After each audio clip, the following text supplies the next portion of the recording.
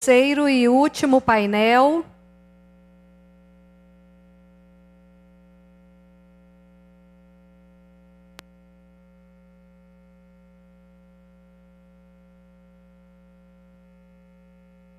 Convido todos e todas a ocuparem seus lugares. Este terceiro e último painel, que tem como tema novas orientações da Lei de Licitações e Contratos para obras e serviços de engenharia. Eu já convido aqui no palco, como mediador, Wilson Silva Júnior, analista de controle externo e chefe de serviço de fiscalização de licitações e projetos de engenharia do TCE Goiás. Os seguintes debatedores: Douglas Vieira Silva Filho, auditor de controle externo do Tribunal de Contas do Distrito Federal, e Messias Anaim Almeida Faria, auditor de controle externo e secretário de fiscalização de obras e serviços de engenharia do Tribunal de Contas do município de Goiânia. E o palestrante Fabrício Helder Mareco Magalhães, auditor federal de controle externo da Audi Contratações do TCU. Peço a todos uma salva de palmas para todos, por favor. Eu já passo a palavra nesse momento para o senhor Fabrício Helder, que devido ao nosso tempo que está bastante adiantado, eu vou deixar que eles mesmos se apresentem no decorrer do tempo.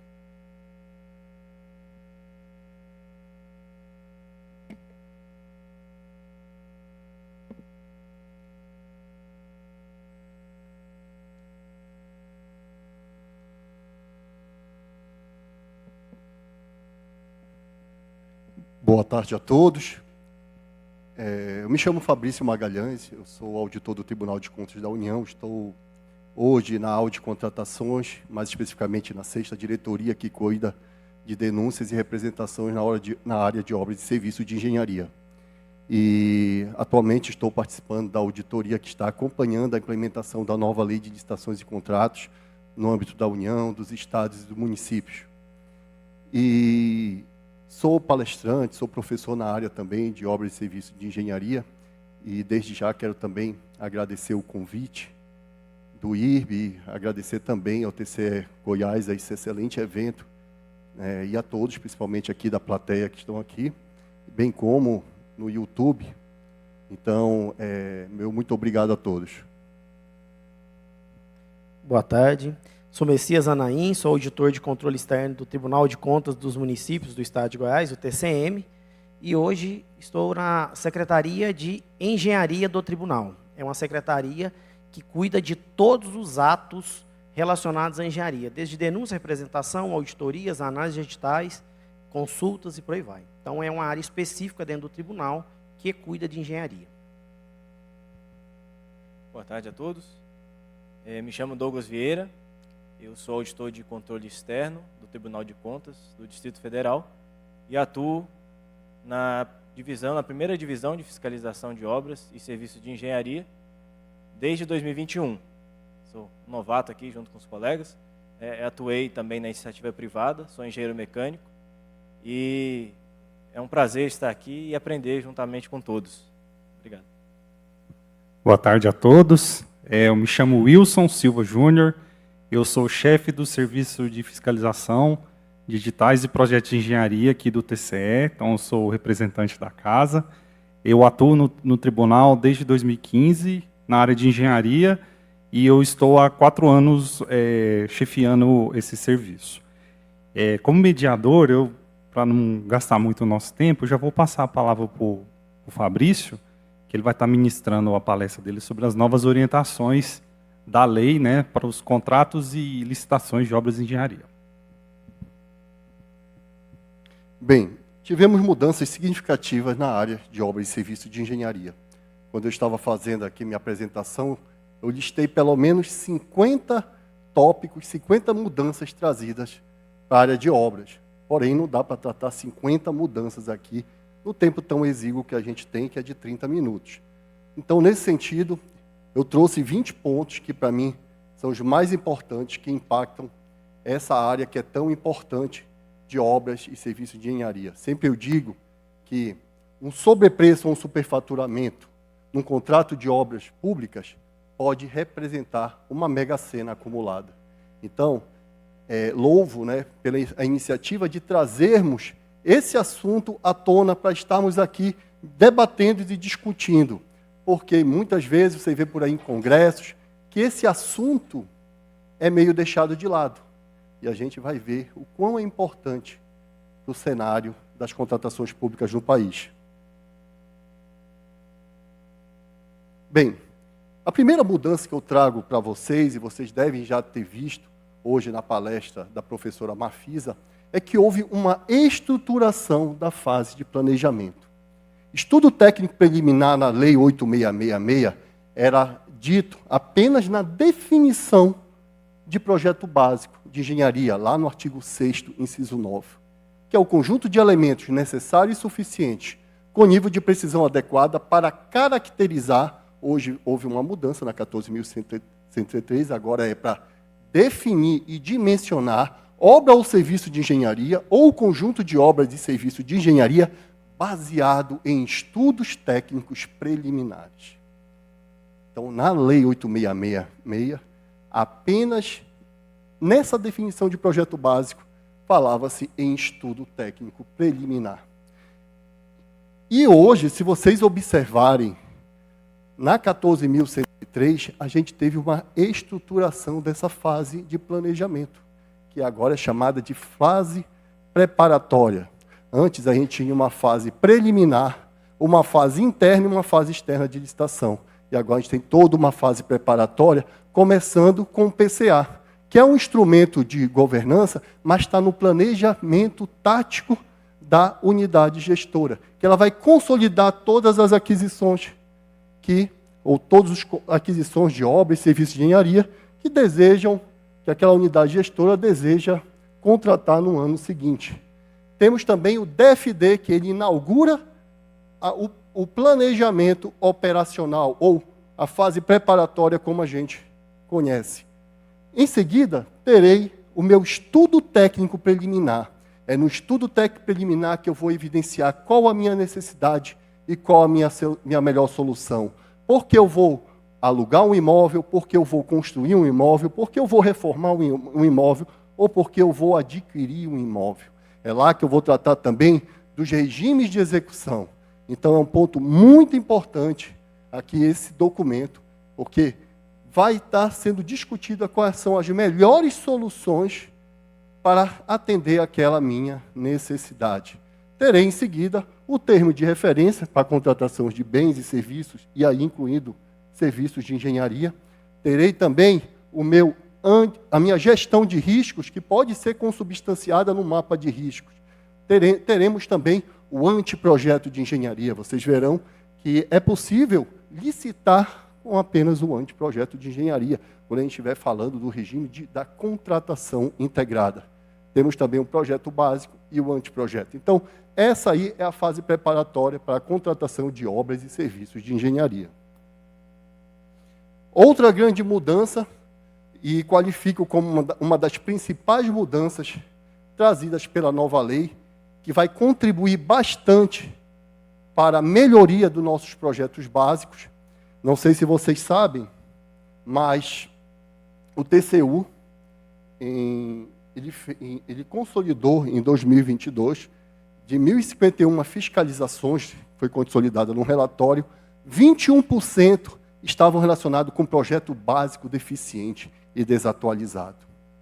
E o projeto básico deficiente e desatualizado era a principal causa de paralisação de obras públicas no país. O TCU fez um levantamento, uma auditoria, na verdade, operacional, e identificou em 2019 que de 38 mil contratos, 14 mil estavam paralisados, o que representava 37,5% de obras paralisadas, em um total, pasmem, de 144 bilhões de reais. E a grande causa era decorrente de projeto básico.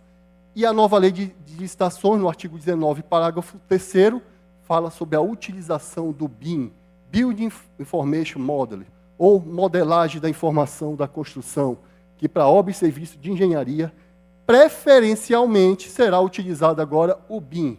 Notem, quando tiver preferencialmente na Lei 14.103 e você não utilizar, você vai ter que justificar. Então, a utilização do BIM já está sendo utilizado de forma exitosa por alguns estados, algumas contratações, principalmente do Paraná. Eles contrataram agora uma ponte, eu não me recordo o nome da ponte, com orçamento sigiloso, contratação integrada e BIM. Mas, anteriormente, eles já utilizaram do BIM e há uma redução drástica do número de aditivos contratuais, há uma melhoria na execução da obra, porque há uma melhoria também na questão do próprio orçamento. No BIM, é possível que as disciplinas, ou seja, é possível evidenciar o conflito entre disciplinas. Imagine aqui que está passando um pilar que está cortando um tubo de ventilação. No BIM é possível identificar. Então, quando chegar em projetos normais, é muito difícil, né, constatar esse problema, até constata sim, mas pelo BIM se faz de forma automática. Então, de fato, o BIM é uma grande novidade trazida aí pela nova lei de licitações e, de fato, vai contribuir para que nós tenhamos projetos básicos mais eficientes. Terceiro ponto de destaque que eu trago para vocês é a possibilidade de se exigir que uma organização independente acreditada pelo Inmetro emita um certificado sobre anteprojeto, projeto básico, projeto executivo e inclusive sobre a etapa de alguma obra, sobre a execução da obra. Ou seja, é possível delegar a um terceiro, esse terceiro, que é uma organização independente que avalia a conformidade, né, desde que seja acreditada pelo Inmetro, para poder dar o recebimento do objeto, fazer o recebimento do objeto. Claro que a administração ela vai fazer o recebimento provisório e definitivo. Porém, antes passa pelo crivo dessa organização independente que é acreditada pelo Inmetro. Então, é uma novidade também trazida pela 14.133. Outro ponto de destaque aqui, para vocês, é sobre o regime de contratação. Na Lei 8666, nós tínhamos quantos regimes de execução? Quem sabe? 4.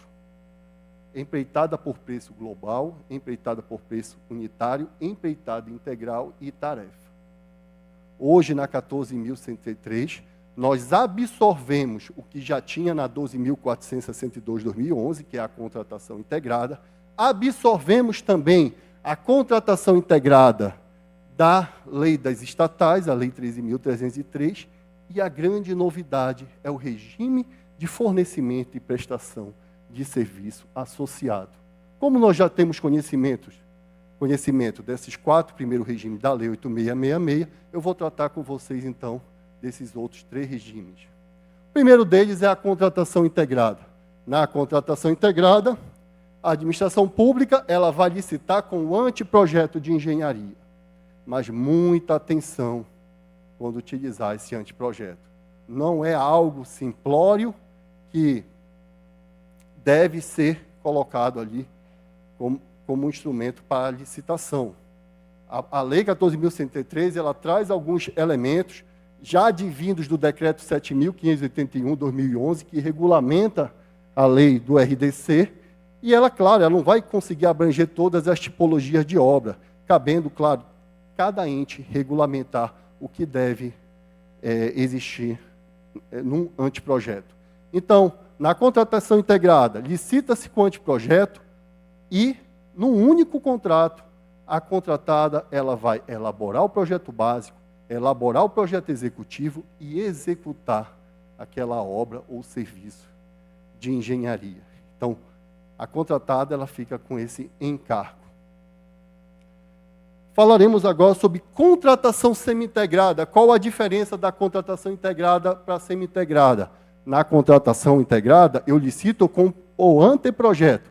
Na contratação semi-integrada, eu licito com o projeto básico, porém, a contratada ela pode alterar naquelas situações em que a administração permitir o projeto básico da administração pública. Quando envolver redução de custos, redução de prazo, aumento de qualidade, melhor fornecimento, quando houver um melhor fornecimento, ou melhor manutenção ou operação daquele empreendimento. Então, nessas situações, é possível alterar o projeto básico. E a contratada também ela vai elaborar o projeto executivo e vai executar aquele objeto. Então, essa é a diferença da contratação integrada para a semi-integrada.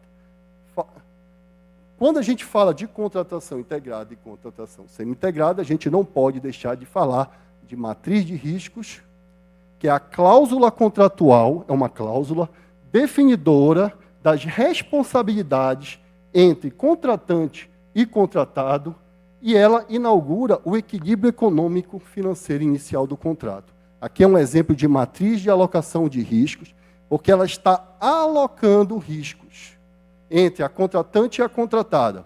Sei que vocês não estão vendo direito, tá bom? Mas eu quero apenas dizer para vocês que quando eu falo de contratação integrada, contratação semi-integrada e obras e serviços de grande vulto, que hoje, atualizado pelo IPCA, é superior a 239 milhões de reais, a matriz de riscos ela é obrigatória, sendo opcional nas demais contratações. Então, basicamente, como na contratação integrada, como a contratada é responsável por elaborar o projeto, cabe a ela, a contratada, assumir esses riscos de elaboração do projeto. Então, se tiver falha posterior no projeto básico, ela não pode estar pleiteando um reequilíbrio econômico-financeiro do contrato. Porém, para esses mesmos projetos, caso a contratada ela entregue no prazo para a administração pública, mas é a administração pública que demora para analisar esses projetos e acabe atrasando essa análise e, consequentemente, atrasando o andamento da execução contratual, a responsabilidade é da administração. Então, eu aloco a contratante. Mas eu posso também ter um risco que pode ser distribuído para ambas as partes. Por exemplo, o risco meteorológico. Posso estar dizendo que se houver chuvas médias históricas dos últimos 10 anos, se ocorrer, é da contratada. Mas se esse índice pluviométrico ultrapassar essa média histórica dos últimos 10 anos, aloco a contratante. Então, é algo bem simplório aqui que eu trago para vocês. Tá bom? Claro que vocês vão ter que se aprofundar um pouco mais, mas que eu quero trazer as ideias, são as inovações trazidas pela 14.103, tá ok, pessoal? Agora falando sobre o regime de fornecimento e prestação de serviço associado. Imagine num único contrato a execução do objeto e a posterior manutenção daquele objeto pela mesma empresa que construiu, por exemplo, aquela edificação. Certamente teremos obras com de maior qualidade, porque a contratada que construiu aquela edificação, construiu aquele prédio, ela vai ter que fazer a manutenção predial posteriormente. E o prazo para essa manutenção, ele pode variar de 5 a 10 anos. Então, no único contrato, pode ser que o prazo para a execução daquele objeto seja de 3 anos, somado a 10 anos, teríamos um prazo de vigência de 13 anos. Então, é essa a grande novidade trazida também pela nova lei, que é o regime de fornecimento e prestação de serviço associado. PMI. O PMI, o procedimento de manifestação de interesse, já é utilizado nas concessões, utilizado nas PPPs, mas o PMI é um procedimento auxiliar, não se trata de licitação. Nele, a administração ela vai o quê? vai divulgar qual a necessidade dela por meio de um edital de chamamento público e a iniciativa privada vai apresentar para a administração estudos, investigações, levantamentos e projetos. E a administração vai emitir um parecer dizendo que aqueles estudos que foram apresentados ou projetos apresentados pela iniciativa privada atendem à necessidade da administração.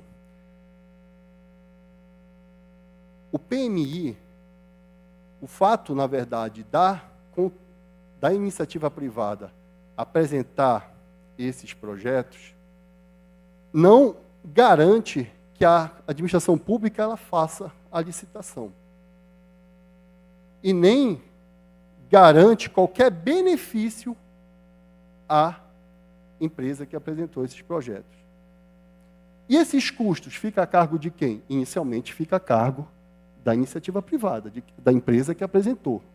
Porém, se houver a licitação, os custos decorrentes da elaboração desses projetos ficará a cargo da contratada. A contratada, então, pagará a essa empresa que fez esses projetos. Outro ponto importante é que, nessa situação, a empresa que elaborou os projetos ela pode participar da licitação. E, regra geral, como nós sabemos, quem faz o projeto básico não pode participar da licitação. Então, no PMI e, por exemplo, na contratação integrada, as empresas elaboram, vamos dizer assim, o próprio projeto, né? Projeto básico.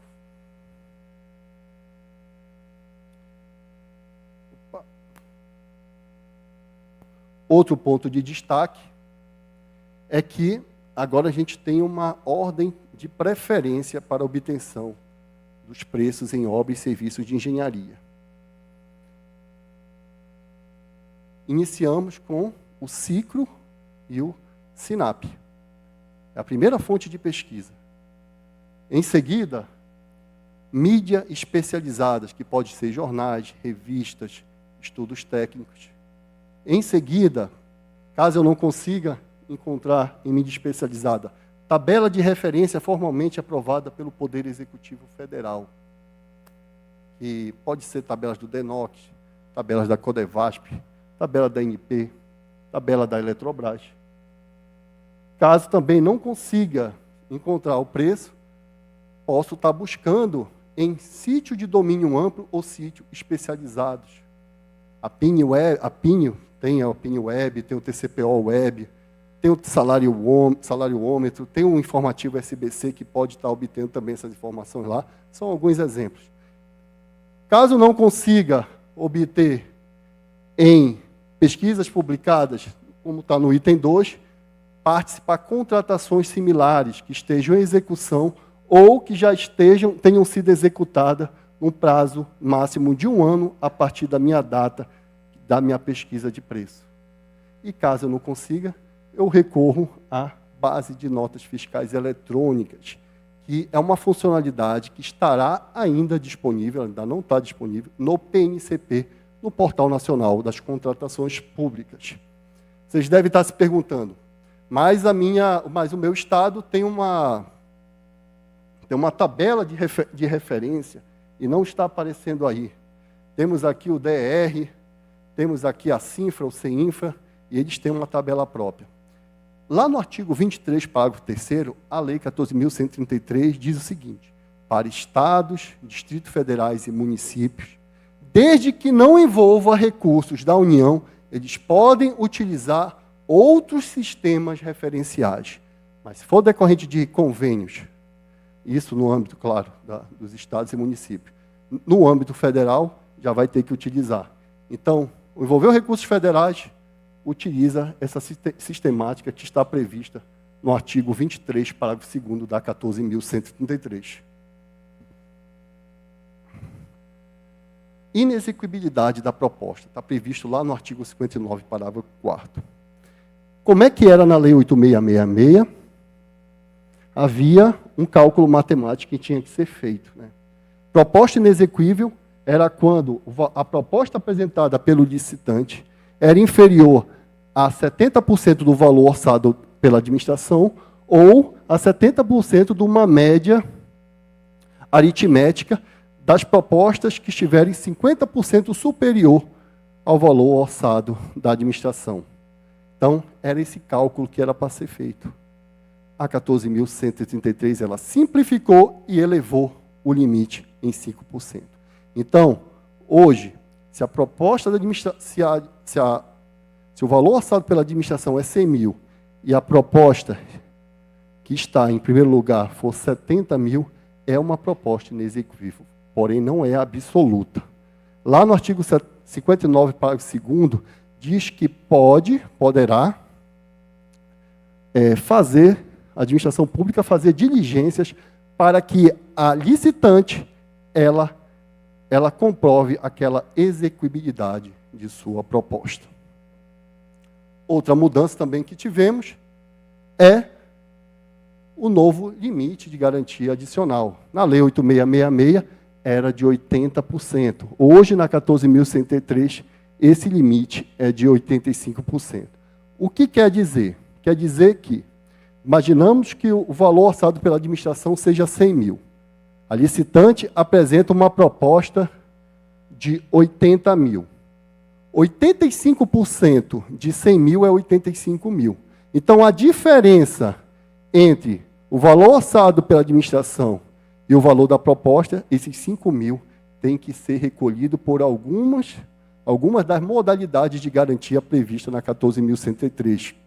Ou seguro, garantia, fiança bancária, calção em dinheiro, título da dívida pública, ou agora, a grande novidade trazida pela Lei 14.770, títulos de capitalização. Então, temos aí essas várias modalidades de garantia contratual. Item 12, orçamento sigiloso. Normalmente, como é que funciona a prática? Normalmente, os valores ofertados pela licitante gravitam em torno daquele valor orçado pela administração, não é verdade? Então, hoje a administração ela pode utilizar do sigilo do orçamento e não divulgar os preços unitários nem o preço global daquela contratação, mas ela deve sim apresentar os quantitativos, deve apresentar os memoriais descritivos, as especificações técnicas, os desenhos, cronograma físico-financeiro, para possibilitar às licitantes elaborarem o seu orçamento. O que não vai ser divulgado são os preços. Então, é possível, então, termos orçamento sigiloso, só que o orçamento sigiloso ele não vai prevalecer para os órgãos de controle interno e nem externo. Então, essa é uma outra novidade que não impacta só obras e serviços de engenharia, mas todas as contratações em si. Foi falado aqui nesse artigo 147, e esse artigo aqui, pessoal, ele é revolucionário. Creio que é um dos mais importantes aí na 14.133. Que imagina que para, por exemplo, suspender ou anular um contrato que ele tenha uma irregularidade que foi detectada ali no procedimento licitatório ou durante a execução contratual, caso não seja possível o saneamento dessa irregularidade, antes de anular o contrato, tem que se fazer uma análise de, no mínimo, 11 pontos que são trazidos no artigo 147 da Lei 14.103, envolvendo, por exemplo, o fechamento de posto de trabalho, o quanto foi já executado daquele objeto, o quanto já foi investido, os impactos econômicos, sociais, culturais, ambientais em decorrência da não fruição dos benefícios daquele objeto, quanto será para desmobilizar aquela empresa, quanto custará para uma nova licitação, para preservar aquilo que já foi feito, quanto será o custo de deterioração, quais são as medidas que foram tomadas pelos gestores para a correção daquela irregularidade. Então, se após todos esses pontos que foram avaliados, a administração ela considerar que deve seguir o contrato, ele vai seguir o contrato, mesmo irregular. Claro, buscando a responsabilização de quem deu casa, causa o ressarcimento por danos e etc. Porém, caso ela chegue à conclusão que deve ser anulado o contrato, uma outra novidade. É possível que a eficácia da anulação só se dá daqui a 6 meses, justamente para que o contrato é o tempo suficiente para que haja uma nova licitação. Então, é a modulação dos efeitos do impacto anulatório. Então, a eficácia da anulação, ela pode ter um prazo aí de até 6 meses, sendo prorrogável até 6 meses, justamente para não deixar de ser executado aquele bem. Imagine um serviço de coleta de lixo. Se já anula o contrato, como é que vai ficar a cidade? Então, permanece executando com aquela irregularidade e até fazer uma nova contratação. Pessoal, outro ponto importante, a gente vai falar sobre o critério de julgamento do maior retorno econômico. É para contratos de eficiência. Contratos em que pretende-se a redução das despesas correntes. Imagine que a administração ela quer reduzir os custos de energia dela. Então, ela pode estar lançando um edital para que as licitantes apresentem as suas propostas de trabalho, que pode ser serviços, obras, etc., bem como também a economia que pretende se gerar com as soluções que vão ser apresentadas. E a contratada ela vai receber, na proposta de preço dela, ela vai colocar qual o percentual que ela deseja receber, que vai cair sobre essa economia que ela pretende gerar. Então, basicamente aqui, imagine que redução da energia.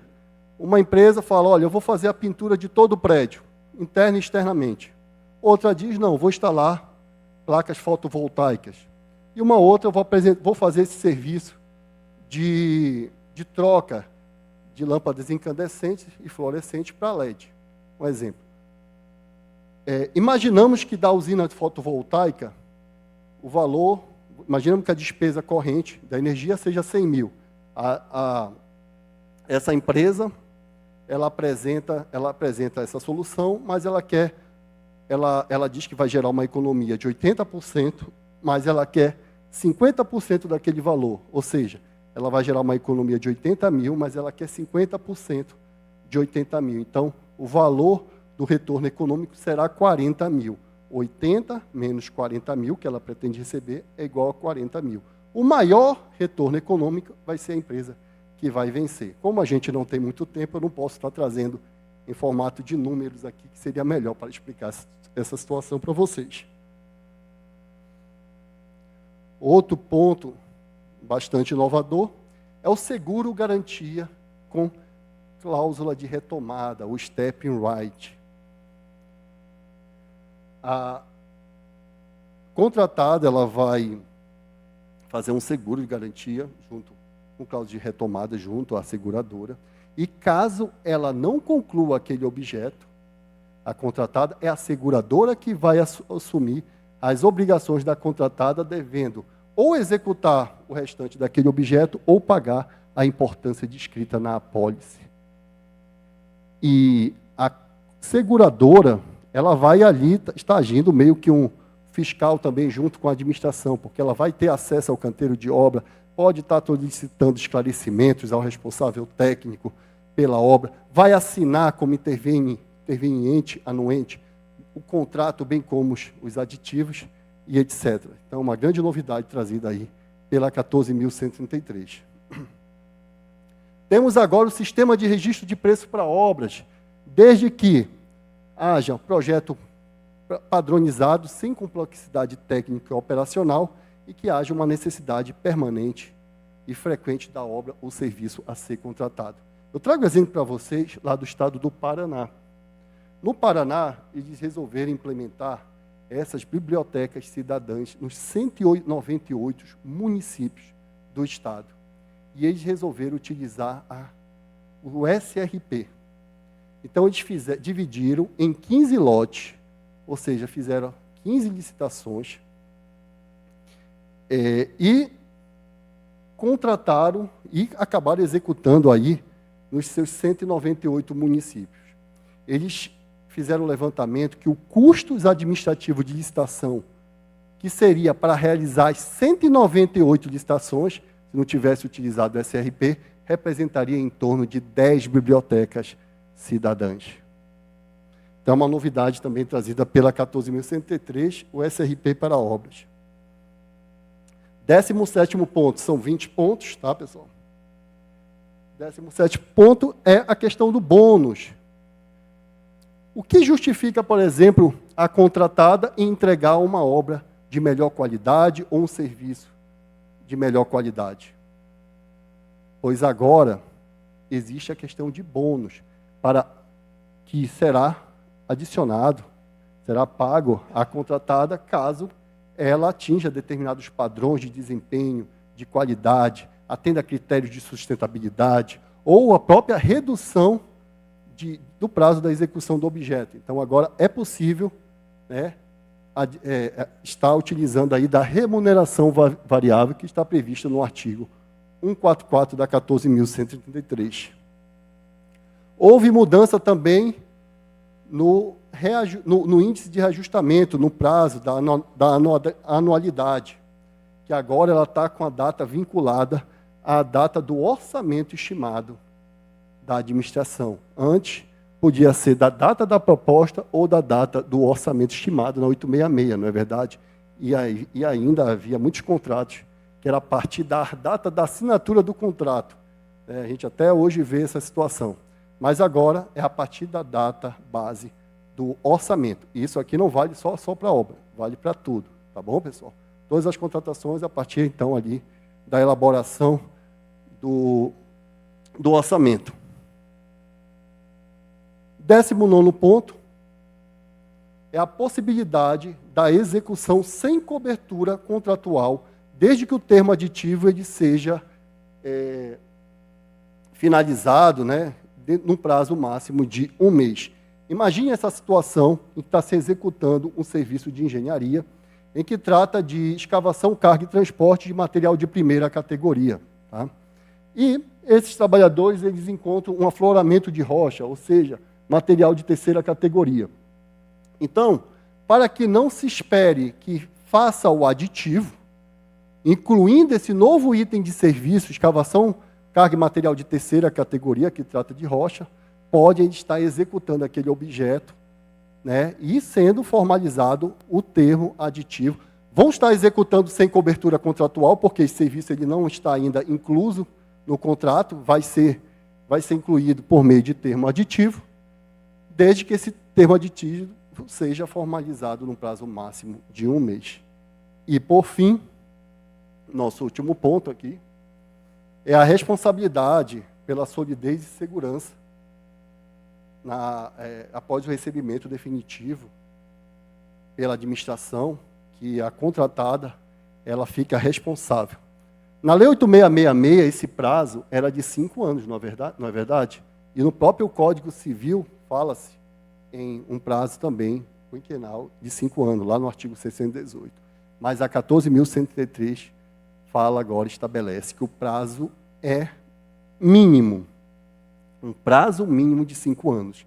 Então, a gente pode ter agora prazo de 8 ou 10 anos, a depender dos riscos envolvidos, da materialidade.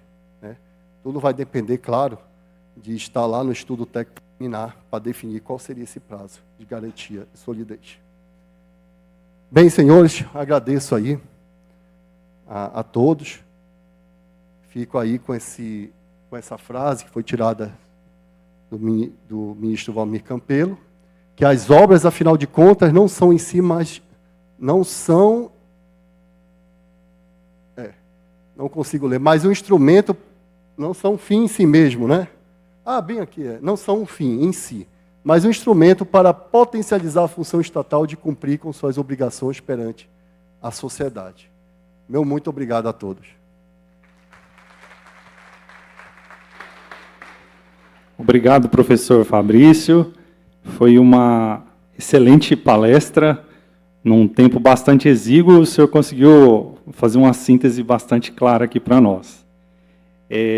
Me chama muita atenção esse compêndio das outras leis que foram trazidas para essa nova, né? Sempre visando o desenvolvimento sustentável, as inovações e tudo mais. E eu queria deixar aqui uma provocação que já foi trazida mais cedo, que é que talvez a gestão pública vai ter que pensar em licitar, sair da cultura de licitar apenas por menor preço, né?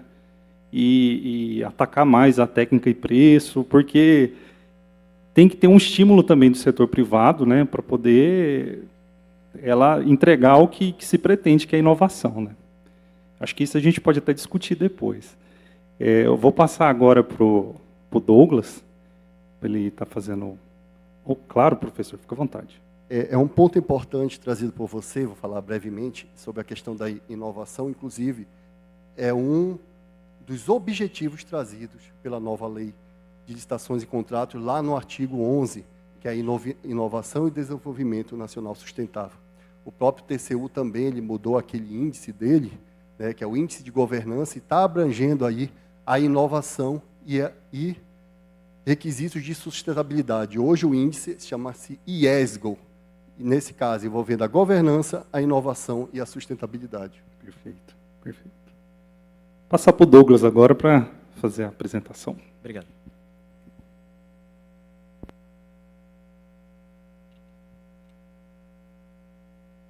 Pessoal, já gostaria de agradecer a atenção de todos vocês e fazer uma pergunta aqui, né, uma pesquisa de quantas pessoas que estão aqui trabalham diretamente com contratação de obras ou fiscalização.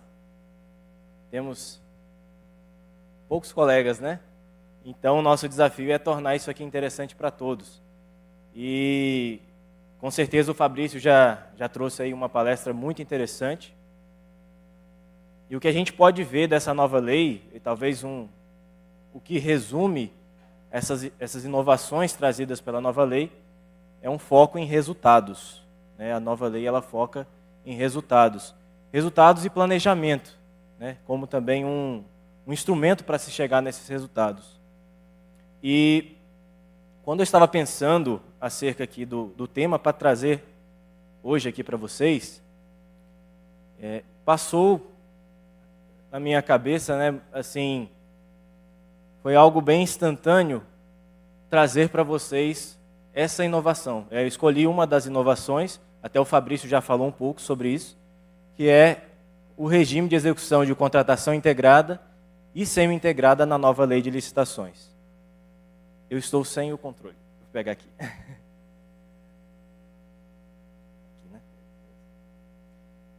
E eu escolhi esse tema porque lá na nossa divisão de fiscalização de obras e serviços de engenharia do DF, nós também analisamos as licitações, as maiores licitações de obras do Distrito Federal. Então, parte das licitações de obras são analisadas pela divisão de fiscalização de licitações e as maiores vão lá para a nossa divisão de fiscalização de obras. E desde o final do ano passado, né, nós temos notado talvez uma tendência lá no Distrito Federal, que é a utilização da contratação integrada. No final do ano passado, nós tivemos uma análise de licitação para a construção de um hospital lá na região administrativa do Recanto das Emas e foi licitada pela lei das estatais, segundo o regime de execução de contratação integrada. No começo desse ano, também, a gente fazendo uma análise de licitação, dessa vez, para a expansão da linha de metrô do Distrito Federal, lá na Ceilândia, uma obra grande, uma obra bem significativa ali, e com volumes imensos de concreto e aço, e escavações, e novamente nós tivemos aí a figura da contratação integrada também pela lei das estatais.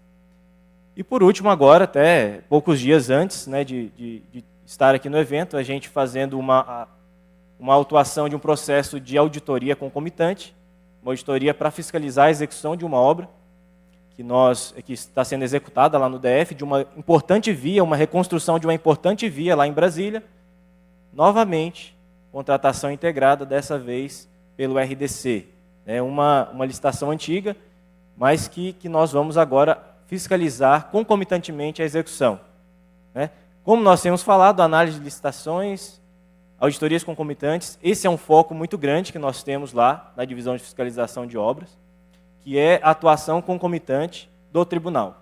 É nada de pegar as coisas depois que a gente já vai ver o resultado, né? Não, a gente quer atuar concomitantemente para ser realmente uma ajuda para os gestores e já poder propor sugestões de soluções durante a execução, enquanto ainda nós não temos um problema consolidado. Então, esse é um foco nosso. E esse foco de resultados da nova lei, ele é traduzido bem também pela contratação integrada e semi-integrada, que eu vou falar um pouco agora. E vamos ser breves, o colega também já deu aqui uma explanação acerca disso. Será que é uma novidade esses institutos?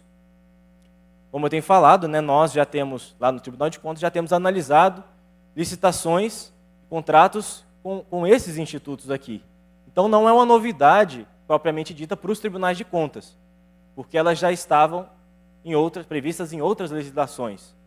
Mas, principalmente com relação à semi-integrada, nós temos aí uma novidade para a administração direta, porque agora o RDC foi revogado e agora, com essa nova lei de licitações, também existe a figura da contratação semi-integrada para a administração direta dos estados, União e municípios. Então, existe aí sim uma inovação, principalmente com relação à semi-integrada. E como foi que surgiu esses institutos, né, esses regimes de execução? Um breve histórico aqui, que fala um pouco também sobre a necessidade deles, né? Em 1998, nós tivemos aí, num regulamento de licitações simplificados da Petrobras, a primeira vez que a contratação integrada ela foi apresentada no nosso ordenamento jurídico. A Petrobras, como todos sabem, uma grande empresa de energia que lida com objetos, né, contratação de objetos complexos, para perfuração de poços, usinas e exploração de petróleo. Então, assim, são objetos que exigem e que demandam muita tecnologia, que estão em constante evolução. E, para isso, a Petrobras, então, ela necessitou dessa contratação integrada, que nós vamos falar mais um pouquinho daqui a pouco. Em seguida, nós tivemos o RDC, que previu também a contratação integrada. Lá a origem, né, do RDC foi justamente as obras da Copa e das Olimpíadas. E naquela necessidade de celeridade da execução, licitação das obras, então surgiu o RDC e surgiu a contratação integrada. E esse RDC ele foi se estendendo, a aplicabilidade dele foi aumentando, e ele só veio ser revogado agora pela nova lei de licitações. E por último, na lei das estatais, a lei das estatais ela trouxe muito dos entendimentos do RDC e da previsão da contratação integrada do RDC, e trouxe também a semi-integrada, que é uma contratação híbrida, né? E vamos falar um pouquinho sobre isso daqui a pouco. Inclusive, na lei das estatais, o regime preferencial de execução a contratação semi-integrada.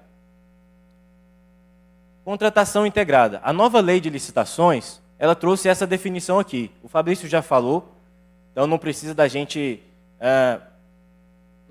ficar falando muito, mas basicamente ela transfere para o contratado a responsabilidade pela elaboração do projeto básico. Esse é o único caso, pessoal, o único caso em que o projeto básico ele não é elaborado pela administração durante o processo licitatório. Então, o projeto básico ele vai para a contratada e a administração licita com um anteprojeto. E, como o Fabrício também mencionou, um grande problema que nós temos é a falta de detalhamento de projetos básicos, insuficiência desses elementos. E aí, uma questão para discussão, né? Quando a gente cria, e é uma coisa que nós temos verificado já nas outras leis, quando a gente cria uma exceção agora pode se licitar com um anteprojeto, o que isso causa, né? O que a gente tem observado?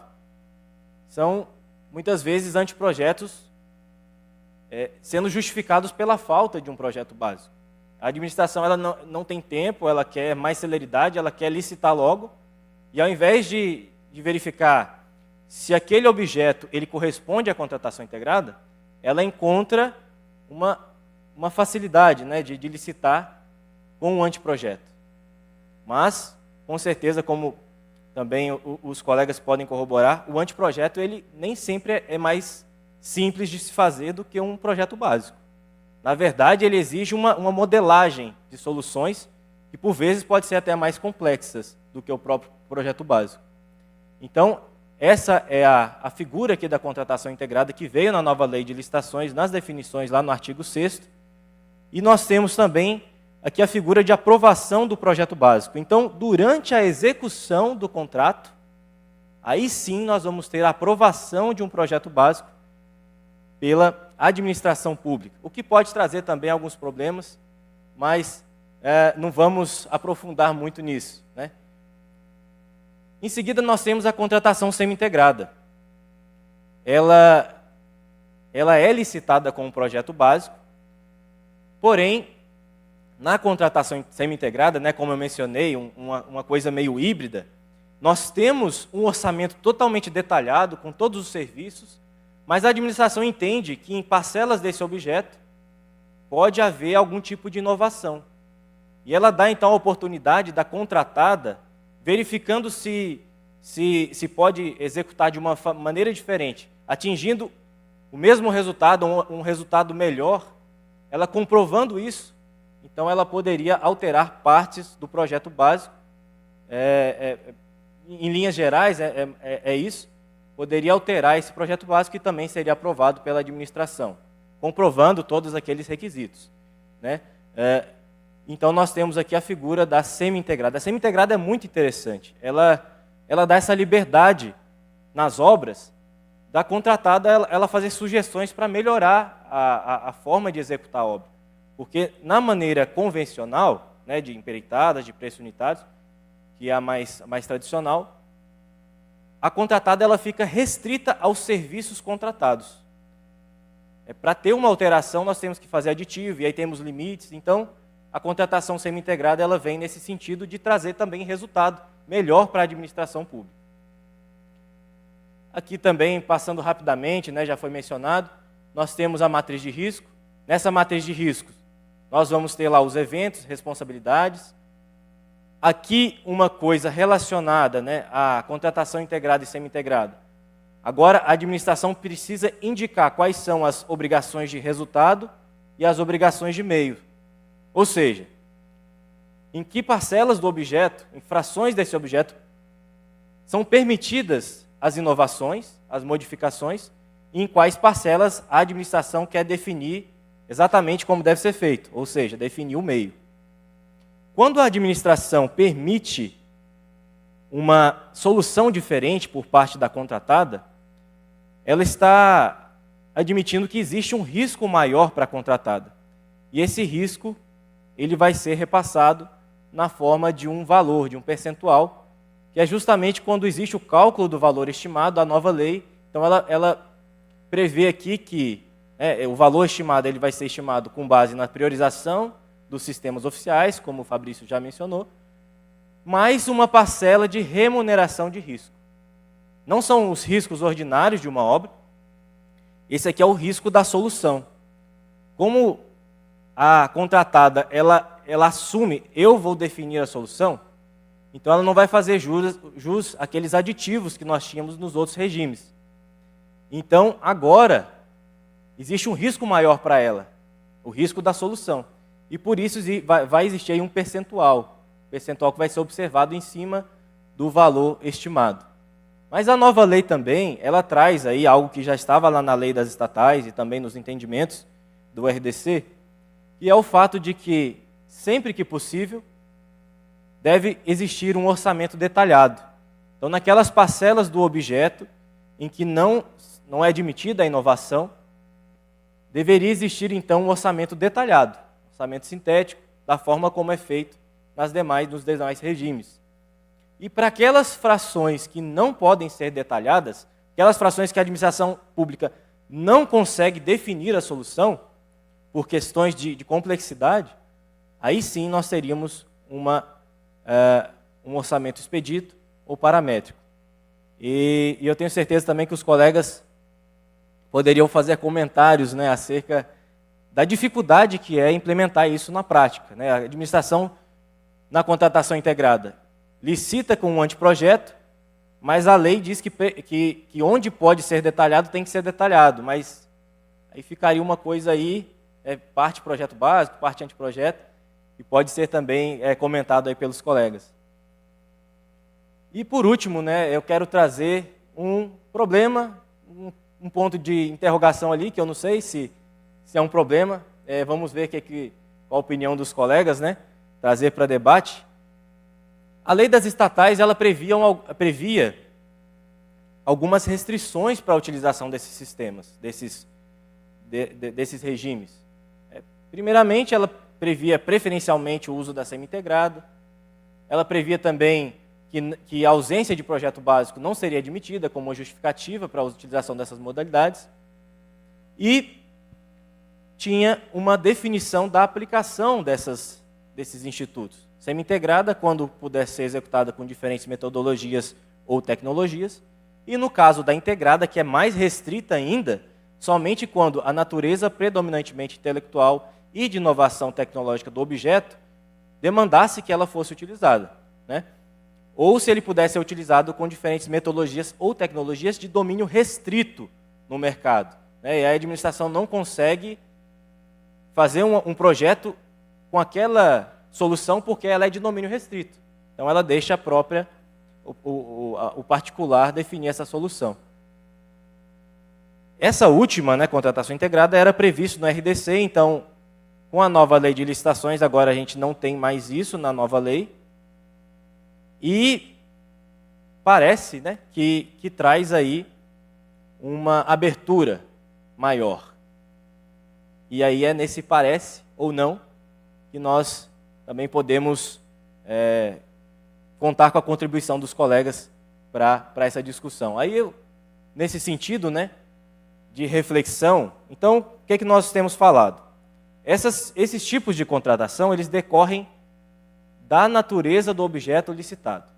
Muitas vezes nós vemos que não é bem assim que é utilizado pela administração. Mas, será que a falta dessas restrições vai colaborar com a utilização indevida desses institutos? Qual o comportamento, né, da administração frente a essas alterações que foram introduzidas pela nova lei? E como fica a fiscalização dos tribunais de contas, principalmente os tribunais de contas, com relação aos acórdãos e decisões antigas, né, principalmente aqueles baseados no RDC? Alguns pontos aí, se tivermos a possibilidade de discutir, eu gostaria de ouvir a opinião dos colegas. Muito obrigado. Muito obrigado, Douglas. Gostaria de agradecer aí a explanação, que foi muito boa. Sobre essa reflexão, eu também fico me pensando, será que é certo a administração, né, na dificuldade de planejar, sempre se escorar na contratação integrada, né? Porque a nova lei ela traz muito o conceito de planejamento, até como um princípio, e imiscuído em vários artigos dela, né? Então, assim, nós queremos um Estado planejador, uma gestão mais planejadora, né? Então, e o próprio ETP, ele é desenhado para trazer a solução. Eu entendo que isso é um entendimento meu, os colegas podem discordar, eu entendo que a adoção pela contratação integrada é quando na fase de planejamento se esgotou todas as possibilidades e na fase interna não se conseguiu conceber uma solução técnica para atender a demanda. Isso a gente pode discutir depois. Vou passar agora para o Messias, tá?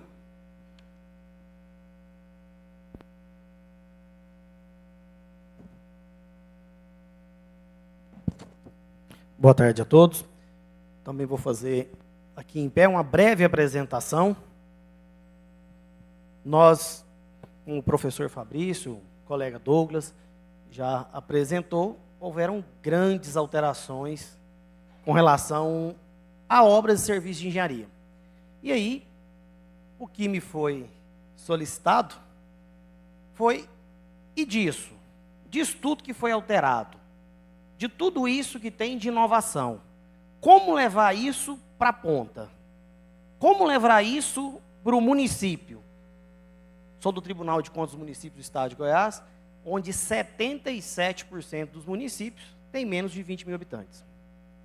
Se tem menos de 20 mil habitantes, vocês imaginam como é, infelizmente, precária a área de engenharia.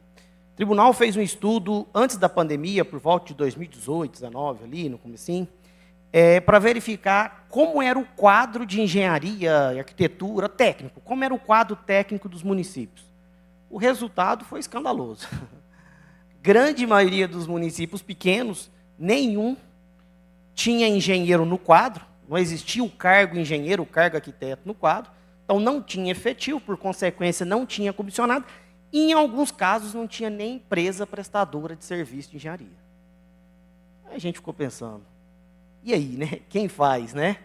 Então, diante desse quadro, o tribunal fez uma série de implementações desde lá, e hoje o nosso resultado, o nosso olhar para os municípios é bem melhor. Já há uma grande quantidade de engenheiros nos quadros municipais, há uma grande quantidade de empresas prestadoras de serviço. E aí a questão de se foi bem contratado, se não foi bem contratado, é outro detalhe. Mas existe um pessoal técnico, existe. Quando a gente chega hoje para fazer uma auditoria, existe um engenheiro, existe um fiscal de obra. 99% das vezes ele é um engenheiro arquiteto. Raríssimas vezes esse profissional não é da área. Então, hoje melhorou bastante. Porém, quase em todas as oportunidades que nós vamos aos municípios, esse engenheiro, esse arquiteto, esse técnico, ele não detém o conhecimento legal, vamos dizer assim. Às vezes ele detém um conhecimento técnico de engenharia, ele sabe onde tem que escavar, como que faz a parede, como que pinta. Sim, isso aí ele até conhece. Mas ele não conhece o regime de execução que aquilo foi contratado. Ele não sabe quais são os critérios de medição. Ele não sabe quando tem que fazer um aditivo e quando não tem. Se é contratação integrada, se não é. Um breve relato, nós estamos com o tempo adiantado. A experiência do TCM com o RDC foram pouquíssimas, nossos municípios praticamente não usaram, e todas que nós olhamos, não usavam o RDC na ideia da contratação integrada para acelerar, para contratar tudo de uma vez, mas a execução era uma contratação empreitada global, empreitada por preço, na verdade, empreitada por preço unitário, que tinha termo aditivo à torta e à direita, então não tinha. Então, de fato, como a gente pega esse monte de informação e leva para a ponta? E aí, como que o TCM está pensando, né? Nós estamos todos aí no mesmo barco, né? Estamos tentando achar uma solução. Trouxe aqui 3 vertentes. A primeira, de orientação. O tribunal expediu uma instrução normativa baseada na lei, na nova lei de licitações, para orientar os gestores. Mais para frente eu vou trazer um pouquinho. Segundo ponto, isso já é típico dos tribunais de contas e também do nosso tribunal TCM, que é o treinamento dos jurisdicionados. Nós vamos aos jurisdicionados e eles vêm ao tribunal. E uma terceira, uma fiscalização. Com relação a essa instrução normativa que foi expedida pelo tribunal, ela, lógico, tem a nova lei de licitações como base. E o que ela fez? Ela não vai legislar. Então, o que você fez? Resumo, pegamos a lei 14.133 e reorganizamos ela. Ela foi reorganizada na sequência lógica dos atos. Iniciando pelo primeiro ato, que é de solicitação, depois passando em estudo técnico preliminar, e foi embora ali tudo. Então, a primeira contribuição nossa foi de reorganizar para uma sequência lógica. E, além disso, a gente também trouxe questões de contratação e de fiscalização. Essa parte de fiscalização o tribunal não tinha.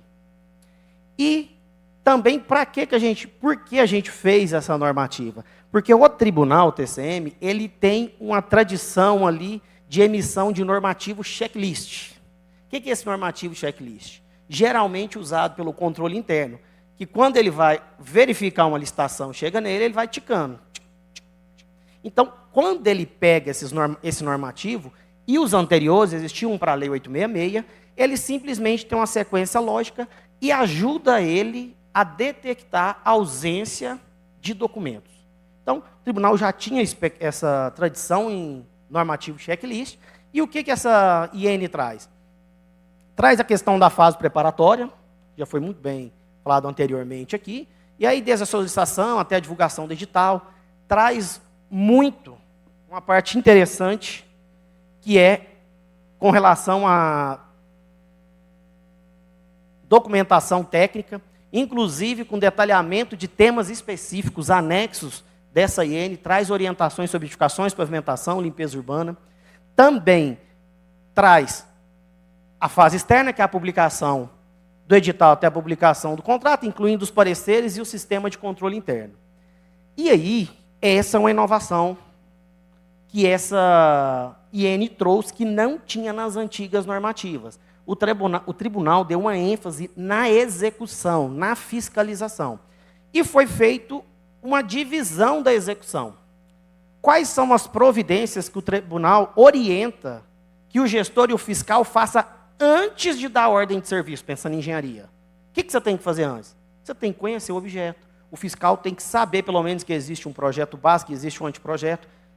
Ele tem que verificar se tem licença ambiental. A licença ambiental, desapropriação, IFAM, tudo está na fase preparatória, de maneira clara, que ele precisa de, no mínimo, ver. E aqui, de novo, fiscal, você tem certeza que não tem que fazer licença ambiental?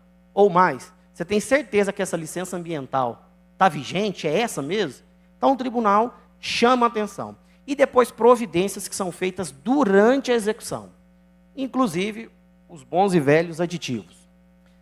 Então, essa é a normativa que o tribunal trouxe para os jurisdicionados e também incluiu a parte de recebimento. Não só apenas o recebimento provisório definitivo, aquele padrão, mas também orientou município. Não é necessário fazer vistoria dos órgãos competentes antes de pôr essa obra em atividade? Não é preciso ver com o Corpo de Bombeiros, vigilância sanitária? Nós tivemos, na época pós-pandemia aqui, uma explosão de hospitais sendo construídos. E alguns sem aprovação do projeto da vigilância sanitária nos órgãos de vigilância. Teve um específico que nós fomos auditar, que a gente chegou lá, a obra estava parada, porque não teve aprovação. E quando foi fazer a aprovação, aquele hospital não servia. E aí, na verdade, esse processo está em julgamento, não sei o que vai dar. Tiveram que reorganizar tudo. Ou seja, prejuízo financeiro e demora a levar o benefício para a população. Também a gente questiona, não tem que fazer a BITSE, não tem que fazer o cadastramento na prefeitura, no inventário da prefeitura, não é necessário fazer a verbação, e também traz um pouquinho ali de garantia das obras públicas. O que é garantia, onde vê informações, o IBRAOP tem uma normativa interessante sobre obras públicas, e aí, anexo dessa IN ainda, eu vou trazer o 2 e o 3, depois volto ao 1. O 2 e o 3, o tribunal traz algumas orientações sobre edificação, pavimentação, coleta de resíduos sólidos, é o do caminhãozinho que colhe lixo, e varrição manual. E ele traz orientações de peças, como você faz o anteprojeto, o projeto básico e a fiscalização da execução. Então, ele traz uma orientação para o gestor, para orientar o gestor em como fazer isso. Lógico que ele não inova, mas ele traz, pelo menos, onde você deve buscar. Ele te orienta. Também, a parte 3, que é relacionada a imóveis, né, aquisições, locações, alienações de imóveis. E o anexo 1, como o professor Fabrício trouxe aqui, a lei deixou aos municípios, estados, Distrito Federal, quando não envolver recurso federal, que ele possa regulamentar a sua forma de obtenção de preços. O que acontece? O tribunal tem 246 municípios jurisdicionados, 246 câmaras e mais algumas empresas. Poderia ocorrer de cada um desses ter um regulamento. Então, para o tribunal atuar, ia ter um esforço gigantesco, porque antes de atuar, eu teria que perguntar, município X, qual o seu regulamento? Então, o que o tribunal fez? Ele anteveio a isso e disse, quando eu for analisar edital, quando eu for analisar uma auditoria, eu vou seguir a regra X. E a regra do tribunal é a regra da lei. O tribunal diz que eu vou fazer isso. Minha prioridade é SINAP, Sicro, e eu vou analisar com isso. Se o meu orçamento, a minha avaliação, constatar um sobrepreço, alguma divergência, como sempre, nós vamos abrir ampla defesa contraditória, a depender da situação, via processo ou até via administrativo mesmo, para que ele traga, sim, para a gente qual o regulamento dele. Porque seria muito difícil e a gente não conseguiria fazer isso de forma tempestiva. Então, a gente tem, se no nosso critério o preço do seu edital, do seu contrato passa, a gente entende que aquele contrato ali não teria problema com relação a preço. Mas a gente sempre deixará a questão da ampla defesa e contraditório. Mas foi uma forma da gente se precaver para a questão de impedimento da nossa atuação. E, querendo ou não, acaba servindo de parâmetro para os municípios, né? Acaba servindo de parâmetro. O segundo ponto, que é a capacitação dos nossos jurisdicionados, os treinamentos. E aí aqui o tribunal, há uns 6 anos, a gente vem realizando, aumentando, abrindo as portas do tribunal para o jurisdicionado. Então a gente acaba fazendo muito atendimento presencial e remoto. Faz o atendimento também, quando a gente vai à auditoria, a gente vai, faz aquela reunião inicial, conforme manda as normativas, reunião final. E, querendo ou não, ali a gente faz um treinamento com o jurisdicionado. Ali a gente apresenta a nossa IN, ali a gente apresenta algumas orientações para que o jurisdicionado, aos pouquinhos, possa ir absorvendo isso. Outro ponto que o tribunal faz, esse já é uma tradição, são os encontros técnicos regionais. Inclusive, os do TCM começam quinta-feira que vem, não quinta agora, na próxima, em São Luís de Montes Belos. O tribunal faz 6 eventos, 5 no interior e 1 na capital. Então, o tribunal vai em 5 cidades do interior, com técnicos, geralmente de cada uma das secretarias, treinar o pessoal. Então, faz um encontro parecido com esse aqui, mas lá no município. Ou seja, o tribunal vai ao ente, vai ao jurisdicionado para capacitar ele. E esse ano aqui, São Luís, Formosa, Jaraguá, Rio Verde, Pires do Rio e Goiânia. E, por fim, com relação a essa capacitação, o tribunal também desenvolve vários treinamentos, vários cursos. E aqui eu destaquei 2. O primeiro, que inclusive foi uma boa prática do tribunal, no último encontro técnico dos tribunais de contas, que é o curso de controle interno. Esse é um curso específico para controlador. É uma espécie de uma pós-graduação que o jurisdicionado, o controlador interno, vai ao tribunal 2 vezes, 2 dias por mês, e faz uma aula ali que é um módulo. 2 desses módulos têm a ver, um com licitações e o outro com fiscalização, tanto a parte de engenharia quanto a parte geral. E, lógico, desde a implementação da nova lei, já foi abarcado aqui essas novas orientações.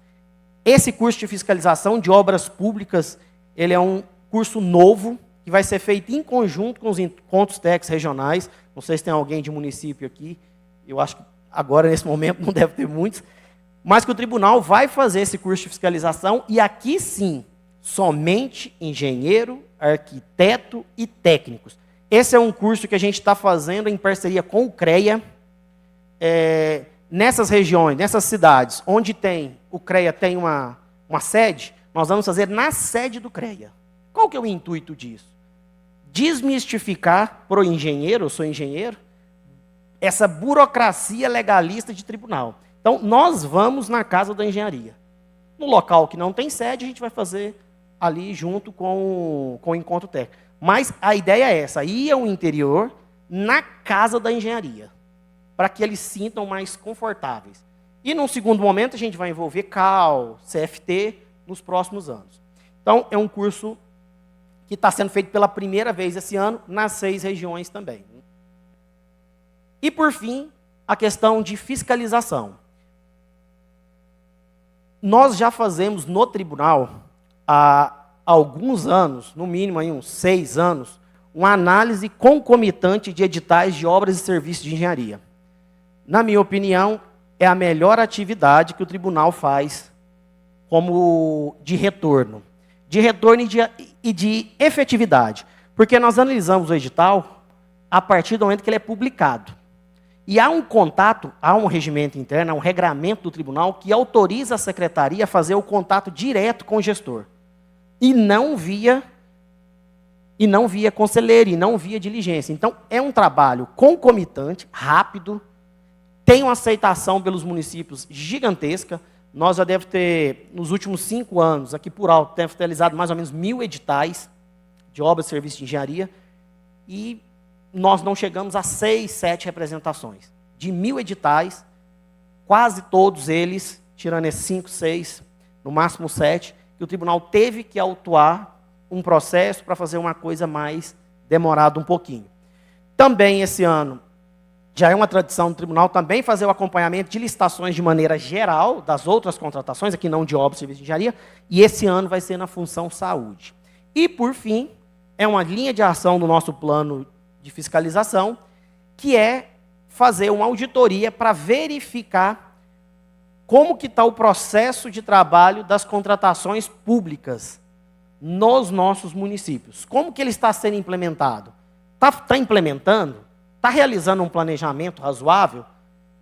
Está segregando função? Eles são capazes disso? Então o tribunal vai tentar. Isso aqui, de fato, é um trabalho que a gente não tem uma expertise em fazer, mas o tribunal vai tentar mapear em que pé que estão esses municípios. Eu achei interessante o professor Fabrício falar que eles também estão fazendo algo parecido. Dá para a gente depois trocar uma ideia. Não é bem a minha área que faz, é a do Vinícius, que estava aqui mais cedo e também pela manhã, mas é um trabalho interessante que o tribunal está fazendo. Então, de maneira rápida aqui, trazer essas 3 vertentes que o tribunal tem atuado.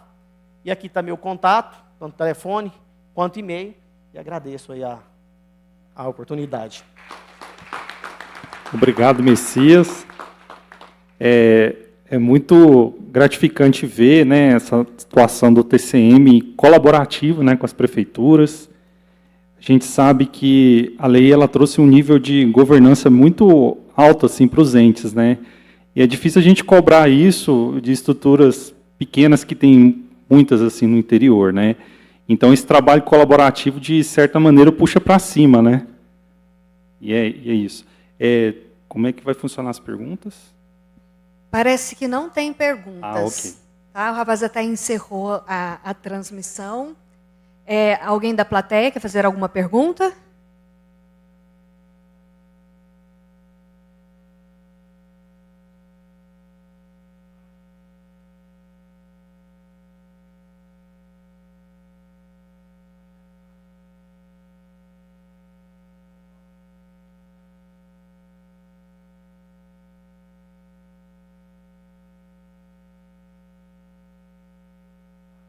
Não deu para escutar muito bem. Se alguém...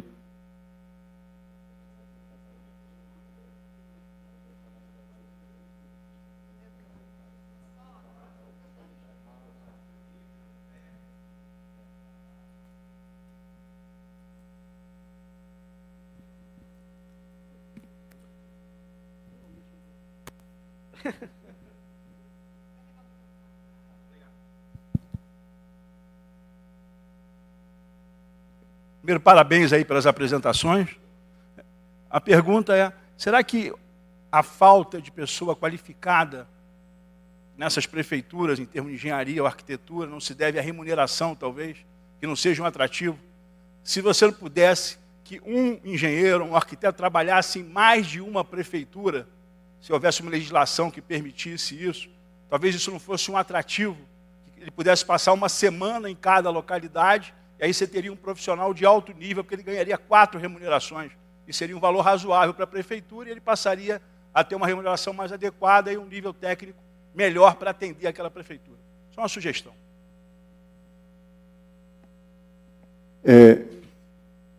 Respondendo a sua pergunta, eu concordo que a gente vê editais, principalmente de municípios, para concurso de engenheiro civil, que nem atinge o teto mínimo, né, piso mínimo de 6 salários para a contratação de engenheiro civil. A gente vê coisas absurdas de R$ 2.500.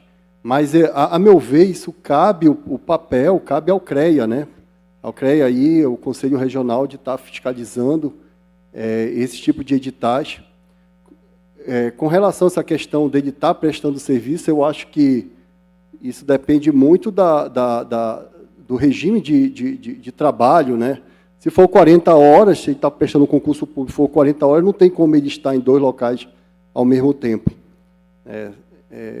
Então, acho que depende muito da questão da exclusividade ou não. O que vai delimitar é o próprio edital do concurso público, que vai estar selecionando ele.